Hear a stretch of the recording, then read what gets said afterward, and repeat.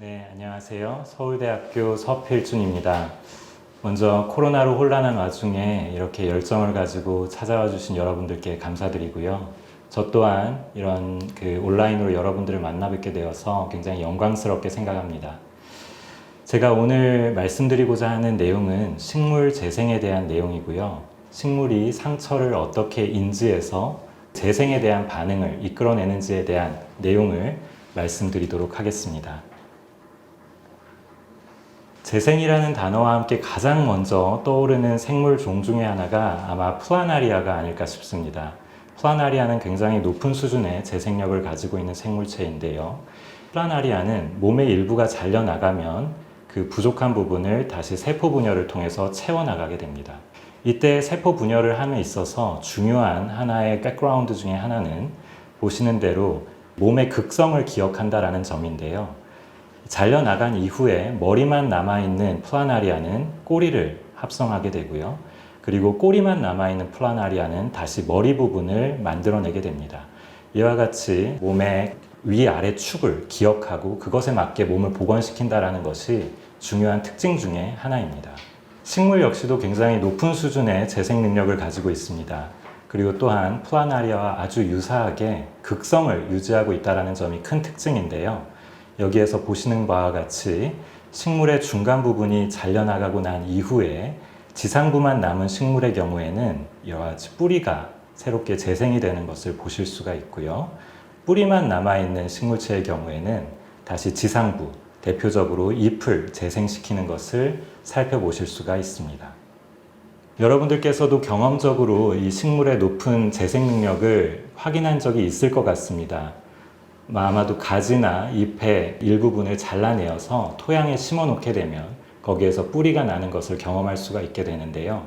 이것을 통해서 비록 일정 부분이 사라졌더라도 식물은 다시 온전한 개체로 회복이 될 수가 있습니다. 어떻게 보면 움직일 수 없는 식물이 획득하게 된 중요한 진화 전략이 아닌가라는 생각을 하고 있습니다. 저희 연구실에서 하는 일을 한쪽에 보여드리고 있는데요. 저희 연구실에서는 이와 같이 다양한 식물종을 수집을 한 다음에 재생 능력이 높은 식물들을 찾게 됩니다. 이렇게 공기 중에 식물 잎을 떼어 놓기만 해도 재생 능력이 좋은 식물들은 뿌리를 바로 만들어내는데요. 이렇게 재생 능력이 좋은 식물들을 선발하고 이러한 식물들이 가지는 공통적인 특징을 알아내려고 하는 것이 저희 연구실의 중요한 연구 가운데 하나입니다. 이런 식물의 재생을 바라보다 보면 몇 가지 간단한 질문들을 떠올릴 수가 있을 것 같은데요. 첫 번째로는 식물이 상처를 어떻게 인지하느냐 하는 것입니다. 그리고 두 번째는 식물이 상처를 인지하고 나면 이 상처에 대한 정보를 어떠한 신호로서 전달해내느냐, 이것도 역시 중요한 질문 가운데 하나가 될 수 있겠습니다.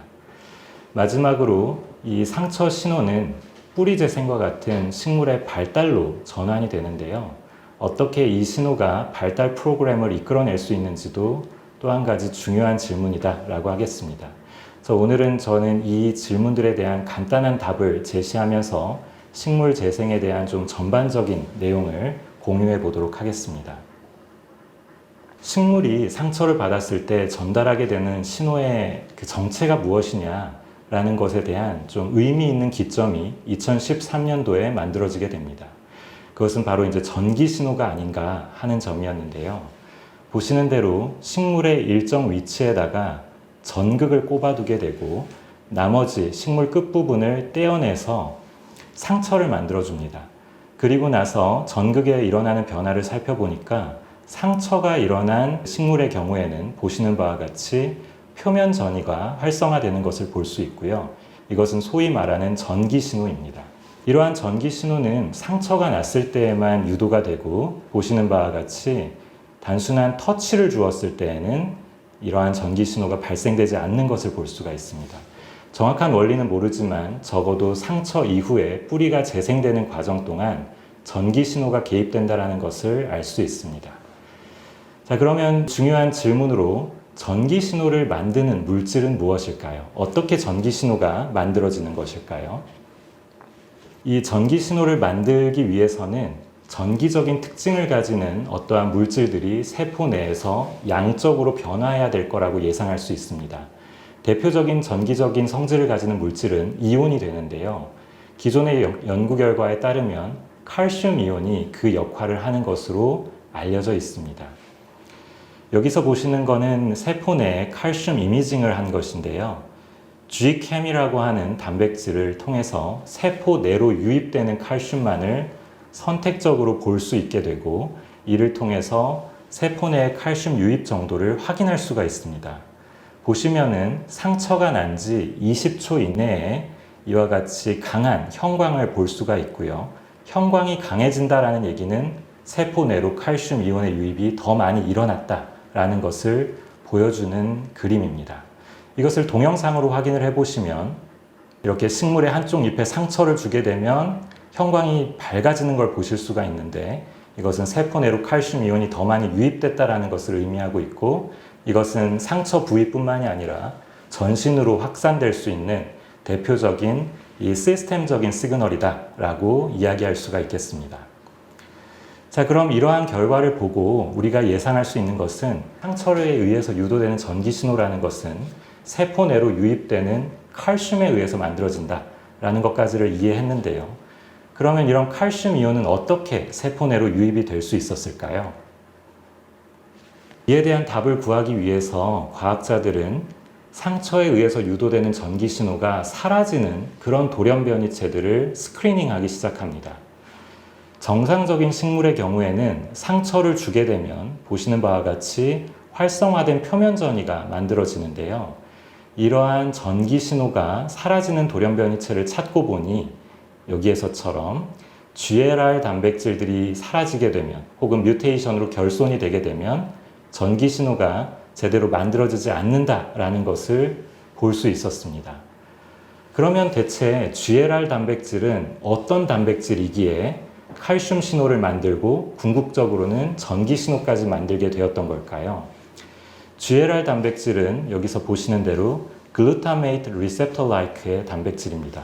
소위 말해서 글루타메이트, 아미노산 중에 글루탐산을 인지하는 단백질이라고 생각하시면 되겠습니다. 이 단백질은 글루탐산을 인지한 이후에 보시는 대로 세포 내에 칼슘 이온의 유입을 돕게 됩니다. 다시 이야기하면 칼슘 채널 단백질로서 기능을 하는 것이지요.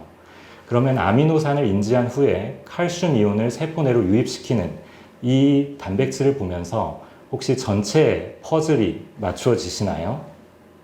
식물이 상처를 인지하는 방법이 무엇이냐 하는 것이 제가 말씀드렸던 첫 번째 질문이었는데요.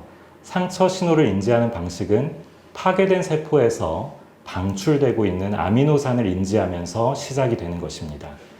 글루탐산의 이미징을 보시면 상처가 일어난 인접한 세포로부터 방출이 되는 것을 볼 수가 있고요. 상처가 일어난 지 6초 이내에 과량으로 축적되는 것을 볼 수가 있습니다. 이와 같이 글루탐산이 세포 밖으로 유출이 되고 나면 이런 유출된 글루탐산이 조금 전에 말씀드린 GLR 단백질에 의해서 인지가 되고, GLR 단백질은 아미노산을 인지하는 직후에 칼슘 이온을 세포 내로 유입시킵니다. 그리고 이것이 전기 신호가 되는 것이지요. 세포 내의 칼슘 이미징을 보시면 그 효과를 더욱더 분명히 아실 수가 있는데요. 이 경우에는 상처를 내지 않은 채로 글루탐산만을, 프리한 글루탐산만을 식물체 잎에 도포시킨 경우입니다. 그랬을 때에는 보시다시피 상처가 없음에도 불구하고 세포 내로 칼슘 이온이 강하게 유입되는 것을 볼 수가 있고, 이것은 전기 신호를 만들었다라는 것으로 예측 가능합니다. 이러한 유출된 글루탐산을 인지할 수 있었던 단백질은 GLR이라고 불리우는 칼슘 채널 단백질이었습니다. 만약에 칼슘 채널 단백질이 뮤테이션으로 인해서 결손이 되어 있으면 어떤 일이 벌어질까요?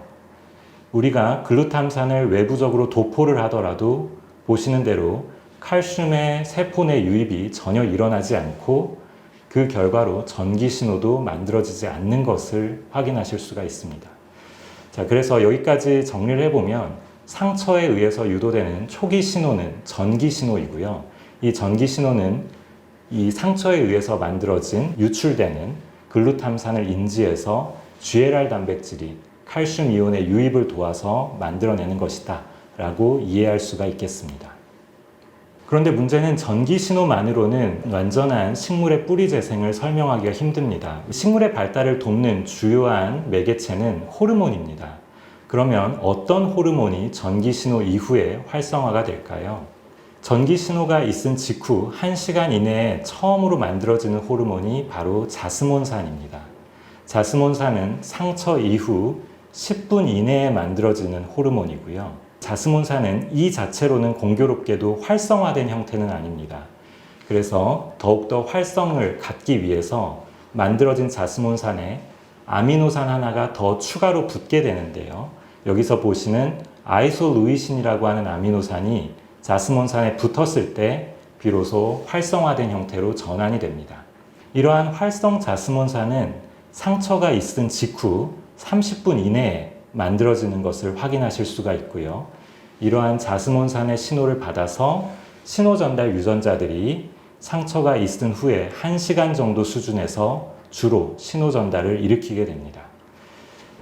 이와 같이 상처가 일어난 후에 1시간 내에 자스몬산이 만들어지면서 뿌리 재생을 매개하고 있기 때문에 우리가 외부적으로 자스몬산 신호를 저해하게 되면 이때에는 자연스럽게 이루어지던 뿌리 재생이 더 이상 일어나지 않는 것을 볼 수가 있습니다. 자스몬산은 중요한 중간 매개체는 맞지만 이 자체가 뿌리 발달을 도와주는 대표적인 호르몬은 아닙니다. 그러면 그 이후에 뭔가 중요한 호르몬 하나가 더 필요하리라는 생각을 할 수가 있는데요. 기존의 결과에 따르면 옥신이 가장 중요한 어떤 마무리를 지어주는 호르몬이다 라는 것이 보고되고 있습니다. 자스몬산이 약 1시간 정도의 신호를 만들고 있다면 자스몬산의 신호를 받아서 옥신 유전자들이 2시간부터 활성화되는 것을 보실 수가 있습니다. 옥신은 이미 뿌리 발달의 핵심적인 호르몬이라는 사실이 알려져 있고요. 옥신 유전자들이 발현되고 있다는 것은 이제 뿌리 재생이 이루어질 수 있음을 해석할 수 있게끔 하는 그런 상황입니다. 실제 관찰을 해보면 상처가 있었던 인접 지역에서 일정 시간이 지나고 난 다음에 옥신의 합성이 과량으로 이루어지는 것을 살펴볼 수가 있고요. 푸른색으로 염색되는 지역이 바로 옥신이 합성되는 지역입니다. 그래서 우리가 상처를 받게 되면, 식물이 상처를 받게 되면 이와 같은 뿌리 재생이 일어나지만 여기에 옥신 합성의 저해제를 외부적으로 처리한다든지 혹은 옥신을 합성할 수 없는 돌연변이체를 가지고 상처를 내게 되면 더 이상은 상처 부위에서 뿌리 재생이 일어나지 않는 것을 확인하실 수가 있습니다. 자, 그래서 정리를 해보자면 초기에 상처에 의해서 전기 신호가 만들어지면 자스몬산과 옥신의 호르몬이 순차적으로 만들어지면서 이제는 우리 눈에 보이는 뿌리 재생이 이루어지는 것을 확인하실 수가 있겠습니다. 여기에서 여러분들께 한 가지 좀 재미있는 질문을 드려보려고 하는데요. 지금까지 말씀드린 것은 자연 상태에서 식물이 상처를 주게 되면 자체적으로 합성하는 옥신에 의해서 상처 인접 부위에서 뿌리가 재생된다는 것을 말씀드렸습니다. 그만큼 옥신은 중요한 호르몬인데요. 만약에 상처를 낸 이후에 여기에 인위적으로 더 과량의 옥신을 처리하게 되면 어떠한 일이 벌어질까요? 더 많은 뿌리가 만들어지게 될까요? 사실 그 결과는 굉장히 놀라운데요. 보시는 대로 뿌리는 전혀 만들어지지 않고요. 상처 지역에서 이렇게 세포 덩어리가 만들어지는 것을 볼 수가 있습니다. 이 세포 덩어리를 우리는 캘러스라고 부르는데요. 이 캘러스 혹시 들어보신 적이 있으신가요? 이 캘러스는 언제 필요한 세포 덩어리일까요? 여러분들이 한 번쯤은 들어보셨을 수도 있는데 바로 캘러스를 만드는 과정은 식물 조직 배양 과정의 일부입니다. 식물 조직 배양은 보시는 바와 같이 개체의 일정 조직을 이용해서 다시 하나의 개체를 완벽하게 만들 수 있는 기술인데요. 기존에 이 상처를 낸 이후에, 식물의 상처를 낸 이후에 여기에다가 과량의 옥신을 첨가하게 되면 보시는 대로 캘러스라고 하는 세포 덩어리가 하나 만들어지게 됩니다. 이러한 캘러스 세포 덩어리는 흥미롭게도 줄기세포의 특징을 가지고 있어요. 그래서 줄기세포는 다시 어느 조직으로든 재분화가 될 수 있는 특성을 가지고 있기 때문에 이 캘러스를 다시 떼어내서 원하는 조직을 다시 만들어낼 수 있습니다. 그림의 경우에는 지상부의 잎을 다시 만들어내는 사진을 보여드리고 있는 것이고요. 꼭 이 조직에 국한되는 것이 아니라 필요할 때는 개체까지도 새롭게 만들어낼 수 있는 기술입니다. 자, 그러면 이런 캘러스라고 하는 것은 줄기세포의 특징을 가지고 있다는 말씀을 드렸는데요. 이제 여러분들은 캘러스의 정체에 대해서 어느 정도 답변을 하실 수 있을 것 같습니다. 이 캘러스는 줄기세포 가운데에도 어떤 줄기세포에 가까울까요? 배아줄기세포일까요? 정단줄기세포일까요? 아니면 뿌리줄기세포에 가까울까요? 캘러스를 만드는 과정 자체가 뿌리의 재생 과정의 연장선이었기 때문에 캘러스는 뿌리줄기세포의 특징을 가지고 있습니다. 그래서 캘러스를 가지고 분석을 해보면 다른 줄기세포 유전자는 전혀 발현이 되지 않지만 뿌리줄기세포 유전자들만이 선택적으로 발현되는 것을 살펴보실 수가 있고요. 뿌리줄기세포의 유전자들을 결손시킨 돌연변이체에서는 조직 배양이 전혀 되지 않는 것을 확인할 수가 있습니다. 그래서 보시는 대로 새로운 조직이 전혀 분화되지 않는 것을 확인하실 수가 있습니다. 결국 식물 조직 배양이라고 하는 것은 뿌리의 재생 과정을 증폭시킨 기술이라고 요약할 수가 있겠고, 그 과정에서 만들어지는 뿌리 줄기세포를 통해서 우리가 원하는 식물 조직이나 개체를 재생해내는 일이라고 요약할 수 있겠습니다. 이제 마무리를 조금 해보려고 하는데요. 식물 조직 배양이라고 하는 것은 경험과 직관에 기반해서 발전해온 기술입니다. 1907년, 지금부터 거의 100년에 가까운 시간 전에 처음 호르몬 조합을 통해서 성공을 시킨 기술이고, 이후 첨가물의 조합을 통해서 조금씩 효율을 증진시켜 가고 있습니다. 이러한 식물 조직 배양 기술은 희귀종이라든지 혹은 우수품종을 대량 번식시킬 수 있는 주요한 기술이고 2차 대사 산물의 생산에도 이용할 수가 있는데요. 재미있는 거는 이러한 기술이 사실상 과학적인 원리의 이해가 충분하지 않은 상태에서도 대단한 발전을 이룩해 왔다라는 사실입니다. 그리고 이제 과학의 후속 세대들에게는 더 재미있는 질문들을 남겨놓은 상황인 것이지요. 조금 전에 말씀드린 대로 이 캘러스라고 하는 것 자체가 뿌리 줄기세포와 가깝다라는 것도 100년이 지난 몇 년 전이죠. 이 최근에서야 알게 된 사실이라고 할 수 있겠습니다. 중요한 기술 뒤에 어떻게 보면 중요한 과학들이 숨어 있습니다. 그리고 그것을 발견하는 것이 저희의 그리고 여러분들의 몫이라는 생각을 하고 있습니다.